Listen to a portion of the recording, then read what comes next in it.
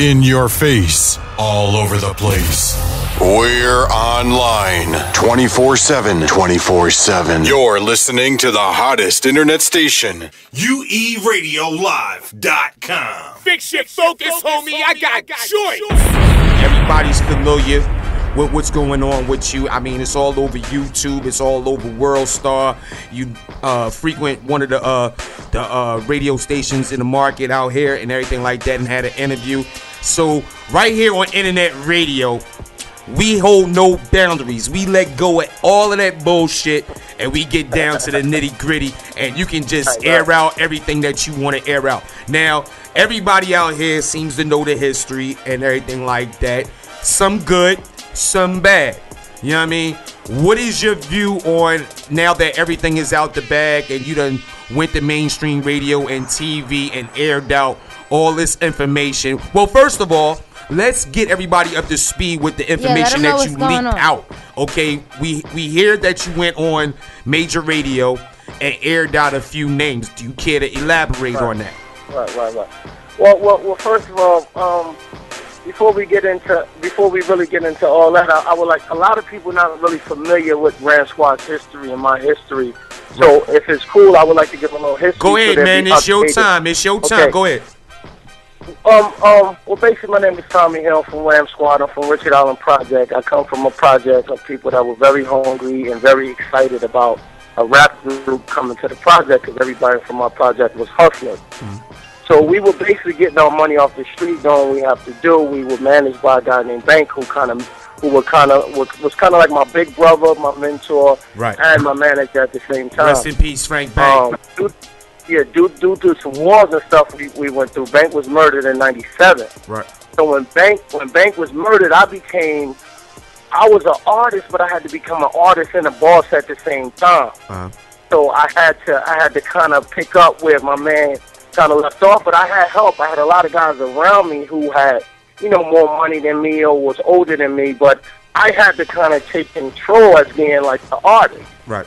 So when I took control of being an artist, I came into contact with other artists who didn't have money and who couldn't get on, such as Eve and Freeway. But Freeway, he didn't have a situation with money, because Daoud used to always look out for him. He was good as far as talent and putting them guys in the studio. And one of the people that I put in the studio was Young Chris from Young Gun. I mean, he was a young dude who, I got a call from my partner Day Day. It was like, yo, I need you to come put my young boy in the studio. They got talent. So I go pick him up in my Ram truck. I pick him up from Nicetown, pick him up from Day Day Hair Salon, and I would take him to Platinum Bound Studio with Oz and Biz. Right. I mean, these guys, him and Neef, did not even know how to make a song. They were cool young boys. They could rap, but they didn't know how to make a song at all. So I had to kind of chop them down and teach them how to make a song and make bars. And kind of make a song. So I was proud of that moment. So to turn around and hear this young fella, go through his controversy with Rockefeller and do all the things he was doing, and then will come back and then disrespect me, kind of caught me off guard. Are they rapping? Here they acting. Nicky Barnes, you snitches is reenacting. Home of Joey Molino, Tommy Ratty. That kind of brings people up to speed as far as that and anything else.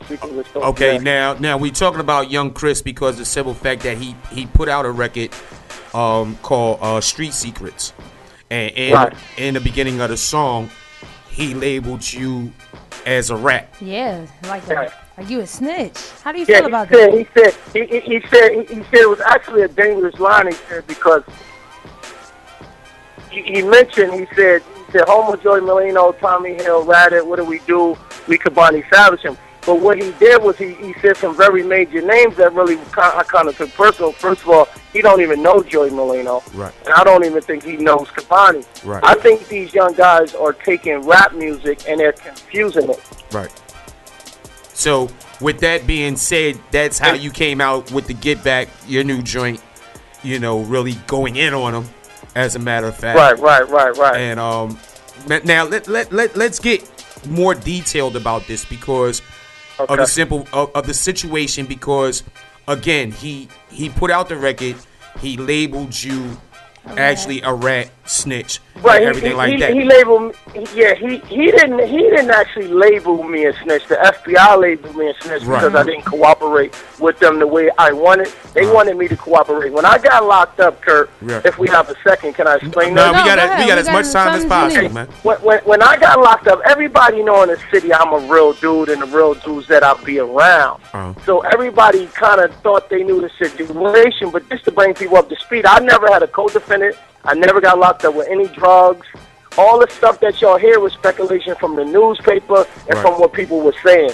Now, what happened was the drugs that was given out to the people who got the drugs, of course, they were mine, but I never gave it to nobody. I never personally did a drug deal. I was way ahead of the game. I was off that. It took a partner of mine, which is Boy Bax, which is somebody I looked up to, somebody that kind of put me. Matter of fact, he gave me my first whole brick. So you gotta know the love that I have for him. It took them because they couldn't get me because I was never doing no illegal crime. I was mainly giving dudes money. Like if a dude came to me and said he was broke, I wouldn't give him drugs. I would give him money and let him do his thing and ask for my money plus my profit. Because I really wasn't up on the drug thing. Once my mom got murdered, I felt like if I didn't have to use drugs or deal with drugs, I wouldn't. My mom got murdered using drugs. She was on crack cocaine. So I tried to stay away from that. But, you know, the long story short, when I got locked up, the scenario came to me. It was 33 people in our indictment that never happened. And this was an indictment that Bax had communicated with the FBI, and they needed another person to help his story. So when they came to me, of course, I'm a businessman. I sat down with them and I listened to them for a whole week straight and heard what they had to say. But at the end of the day, they didn't have nothing, and they needed me to make it a bigger story. So at the end of that, I backed out of that. So they were very pissed off at me. So if people were following the stories, they would realize from the beginning of the story it was Tommy Hill says F the feds, Tommy Hill is not doing this, Tommy Hill is not doing that. Just to fast forward, I don't want to kill this topic, but I know y'all want to understand what's going on. So when I was in prison, a couple different situations that happened where guys was making moves on the streets, and the FBI really felt like people inside the prison felt they was bigger than them. So, and that's one thing the government doesn't play. You can ask Saddam Hussein that, Bin Laden that, you can ask anybody who thinks they're bigger than the government. It doesn't matter how much money you got, they'll come after you. So to make a long story short, they start tapping our cells, and in jail they put bugs in our cells.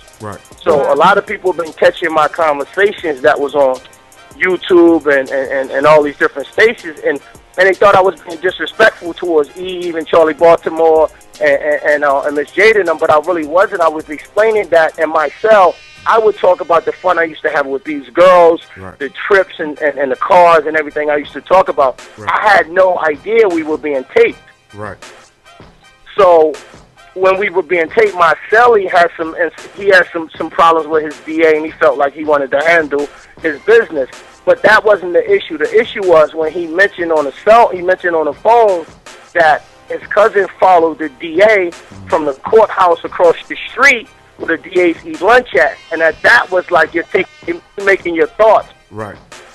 You're now taking your thoughts and you're making them come reality. And after some people were already murdered due to some witness situation, they wasn't going for that. So they came at me, and they was gonna give me some time. And my thing was like, dude, I'm from the old school. You got to take that, man.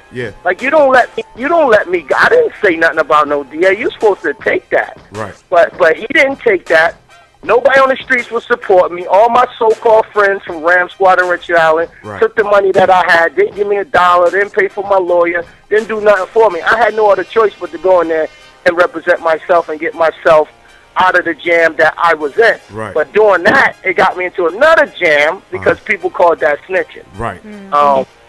They said when I went in there and when I went in there and said that wasn't me on the tape, that was him, I was snitching on him. But it's like, my thing is like, dude, I don't hold no grudges against everybody for what they do, but I'm a man, dog. I'm not taking that one. All right. Let me ask you real quick. Let me ask you real quick, T. Like, I understand everything that you just said right then and there, but let's put it in reverse. Let's say if you were on the outside looking in at this situation, you know, what would you consider it as?